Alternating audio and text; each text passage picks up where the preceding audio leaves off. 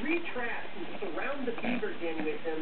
Then I'm going to take some beaver. So they changed the name of it? Because I've seen It's a different show. Beavers out of the den but I've and seen into this my one. trap. All right, got my traps anchored. So let me tell you what this beaver allure is. Basically, it comes from the gland of the male beaver, and we use it to try to let male beavers know that there's a challenger in the area to their territory. If there's females there, when we put the allure in the traps, the females think there's another available male in the area. Either way, it works out for us, and we get our beaver. All right, I got all 3 traps set with fresh beaver allure on it. But I'm going to do something a little extra this time. I went ahead and installed 6 of these snares.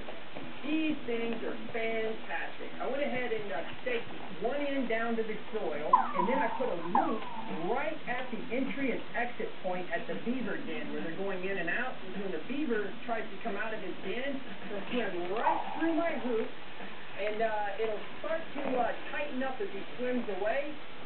And after he gets out just a few feet, this will get nice and tight on him, and just like a dog on a leash, I'll have him trapped. All right, beavers, you better snag your last meal before I snag you.